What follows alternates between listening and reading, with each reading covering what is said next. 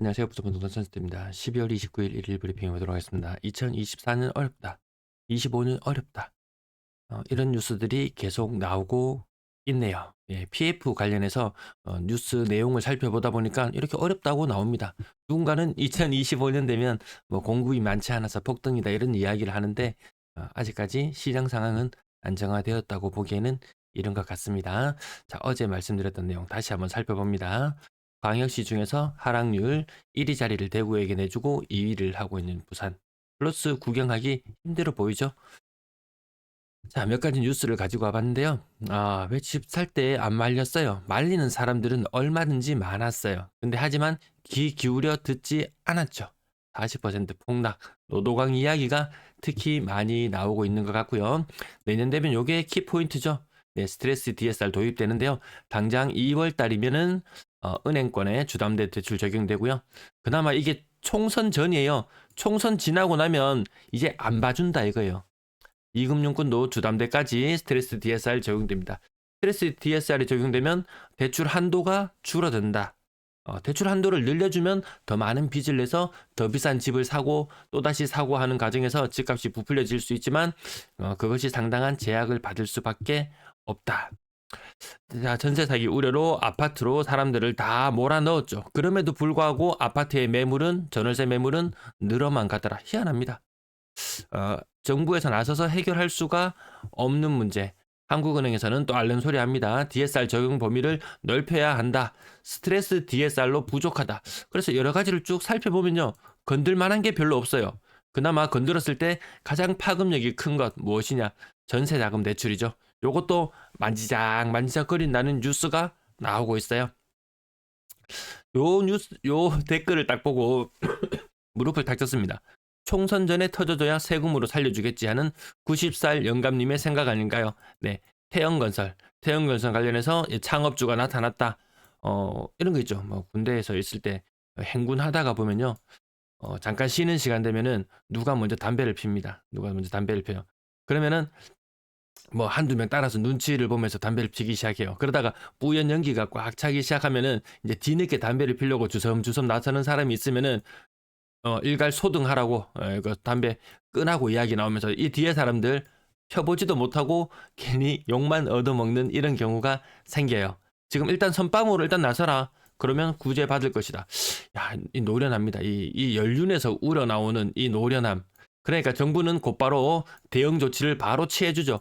네, 먼저 하면 살아남고 뒤늦게 하면은 살아남기 힘들 것이다. 물론 뭐 태연건설, 뭐 SBS, 뭐 지분을 판다든지 충분히 자구책을 마련할 수 있음에도 불구하고 안 하더라는 거죠. 예. 자, 미니멈 1,600인데요. 1,500원까지도 바라봅니다. 하락률이 미미하게 나타나지만 근래 들어서 확연히 반등했던 것이 요 끝자락이 차트상에서 꺾이는 모습들이 많이 목격되고 있습니다. 매도 물량 52,000개 수준에서 횡보하던 것이 51,000개 수준까지 내려왔고요. 전세 물량도 꺾여 내려오고 있고 더 늘어날 것 같았는데 월세 물량도 미미하게 더 꺾여 내려오는 모습. 위기가 끝난 게 아니에요. 이 많다라는 거죠. 아파트 시장으로 사람을 다 때려 넣었어요. 그럼에도 불구하고 이렇게 많습니다. 물론 연초에 3만 개 수준에 있던 것이 2만 2천 개 수준으로 많이 빠지긴 했지만 아직까지 턱없이 많은 수준이다. 아파트 거래량 67건. 자, 11월 거래 이제 거의 다 마무리됩니다. 내일 되면 최종적인 거래량을 알려드릴 거예요. 12월 거래량 951건인데요. 지금 요 추세대로 가면 지금 같은 날수 기준으로 봤을 때 전월 대비 거래량이 20% 정도 줄어드는 모습으로 간다. 지금 1850건대로 거래가 거의 마무리가 되면요. 여기서 20건이 줄어들면 거의 1500건대의 거래량이 나타납니다. 많았을 때의 거래량은 2300건. 물론 이때 LH 지원 사기가 조금 받았는 부분들도 있어요. 아무튼 2,300건이라는 거래량을 우리는 봤었는데 1,500건으로 거래량이 줄어듭니다. 데칼코마니 기억나시죠? 요 1월 달의 거래량과 지금의 거래량이 같아지고 나면 그 다음으로는 거래량이 점점 줄어드는 수순으로 가다가 이 갈색선의 흐름을 따라서 또 총선을 앞두고 뭔가 또 호재성이 나오겠지만 거래가 또 일부 반등하는 현상도 조금 보일 수 있겠죠. 근데 작년 같은 2023년 같은 그렇게 큰 반등세는 느껴지지 않을 걸로 보여주고 점진적인 하락으로 가지 않을까 이렇게 예측하면서 계속 지켜보고 있습니다. 오늘 거래 신고된 가장 비싼 아파트 9억 5천, 5천 대비 20% 빠진 쌍용도 플래티늄 사지가자 아파트 아쌍 동네 레미안 아이파크 9억 800, 9억 800 이거 막 호가 기준으로 막 12억, 막 15억까지도 분양권인 상태일 때 구경했었던 것 같은데요. 2년을 채우지 못하고 거래가 되네요. 최근에 거래된 아파트, 비싼 아파트 신축 위주로 주로 거래가 나타나고 있습니다. 8억 9천. 이게 2020년 이맘때는 이런 가격 상상도 못했을 수도 있지 싶어요. 대현 힐스테이트 브리저 25%, 대현 롯데캐슬 1단지 35%. 이렇게 보시면요. 12월 12일 이후로 조금 뭔가 끝자리가 차트의 끝자락이 조금씩 꺾여서 내려온 게 미묘하게 꺾여서 내려오는 모습 보이시죠? 네. 이거 1, 2, 3층 달인데 40% 다시 삼익빛이 조금 더 반등했던 느낌. 요 24평형은 뭐 한창 많이 빠졌을 때 40%, 올해 1월 달 느낌 40%였거든요. 그러는 것이 조금 반등하는 느낌은 있었는데 또다시 힘을 잃어가는 그런 모습을 보여주고 있습니다. 24%, 26%. 왜 이렇게 안 빠져? 왜 이렇게 안 빠져? 이야기하지만 이거 물건 들고 있는 사람 입장에서는 속이 천불납니다. 이것도 겨우겨우 거래가 되고 있는 그런 실정이라고 보시면 될 거예요. 끝자리가 살짝 빠져 있는 모습.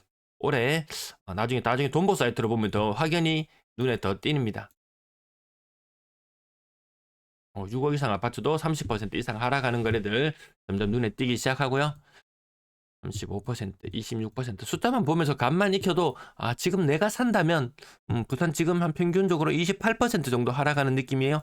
내가 산다면 마이너스 33, 내가 판다면 마이너스 20, 한 3, 요 정도. 요새 엄청난 힘겨루기가 이뤄지는데 지금은 힘의 균형은 요쪽으로 조금 더 맞춰지고 있다. 이렇게 보시면 되겠습니다. 하락률 큰 것만 짚을게요. 31%, 33, 36%. 요건 직거래였습니다. 직거래 등기도 재빨리 해버렸네요. 자, 많이 떨어진 거 직거래, 많이 떨어지는 거 직거래. 요런 것이 지금 이정표가 되죠. 눈 쌓인 길을 함부로 걷지 마라. 그 말을 제가 종종 드린 것 같습니다. 오늘 하락률 커 보이는 것은 직거래였다. 요게 딱 작년 10월, 11월, 12월 엄청난 폭락세를 보일 때 많이 떨어지는 건 직거래라서 괜찮아 했는데 뒤이어서 폭락하는 거래가 나타났었죠.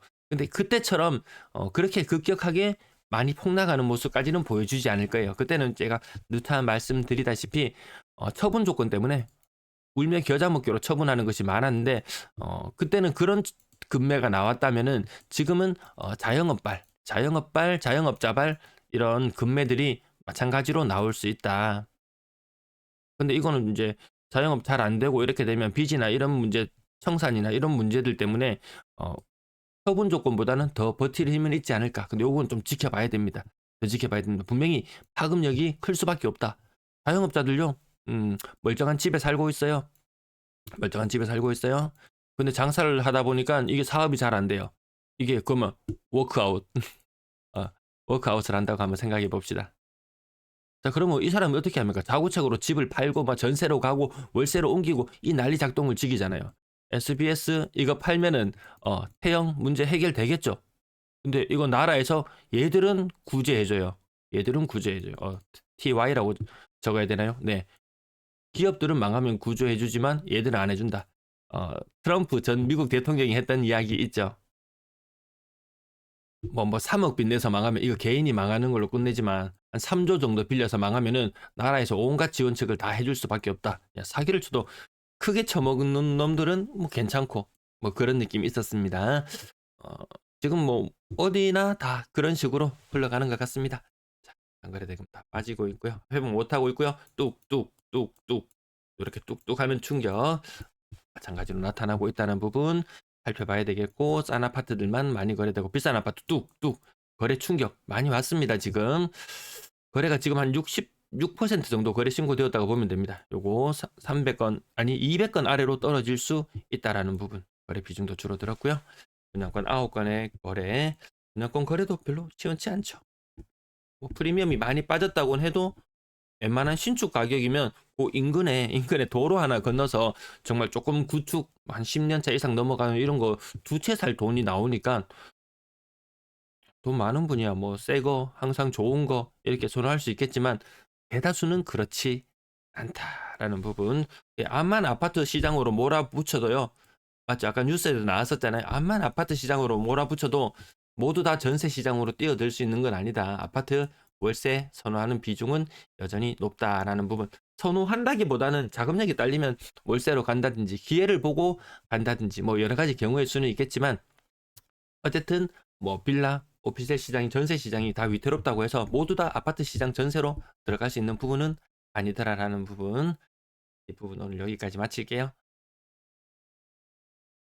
네, 시청해 주셔서 감사합니다.